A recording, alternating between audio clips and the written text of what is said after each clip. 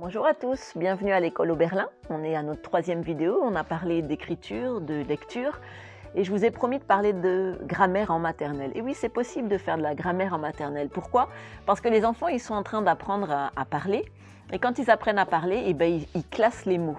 Si vous demandez à un enfant une couleur, la couleur de la chaise, il peut vous dire jaune, rouge, bleu, mais il ne va pas vous dire table pour la couleur. Il sait que vous attendez de lui une couleur. Ça veut dire qu'il a déjà classé dans sa tête les adjectifs de couleur. Il sait ce que sont les noms, il sait ce que sont les verbes. Je vais vous montrer, c'est très simple. Je vais travailler avec les enfants, je vais leur dire, ils sont à plusieurs, est-ce que tu peux me chercher ciseaux? Ah, il va me ramener des ciseaux. Tu peux me chercher colle? Il va me ramener de la colle. Je vais lui faire un petit piège. Est-ce que tu peux me chercher jaune? Jaune, ils vont me ramener tout un tas d'objets. C'est citron. C'est pavé. C'est crayon. Je voulais jaune. Jaune, ah, tu n'as pas pu me trouver quelque chose. Jaune.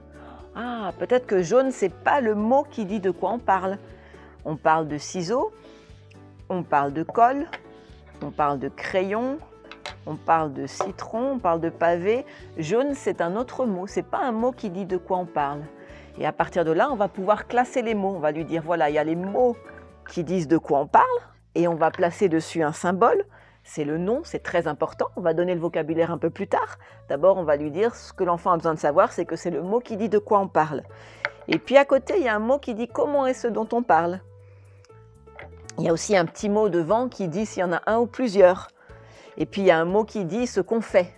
Alors, celui-là, il est très amusant parce que quand il se déplace, si je dis à l'enfant « marche », il va devoir marcher tout le temps que ma boule se déplace. Et quand elle a terminé, l'action s'arrête. C'est le mot qui dit ce qu'on fait. Et puis, il y a tout un tas d'autres mots qu'on va pouvoir utiliser. Par exemple, je vais aussi lui dire, maintenant, il connaît déjà pas mal de types de mots de nature. Je vais lui dire « je voudrais une rose rouge ». Il m'amène la rose rouge. Je voudrais un œillet blanc. Je voudrais un œillet blanc et une rose rouge. Une rose rouge, un œillet blanc, une rose rouge et un œillet blanc. Voilà, j'ai un petit mot qui me dit que les deux fleurs doivent être ensemble. Ce petit mot, c'est « et ». C'est un mot qui permet de faire la liaison. Voilà.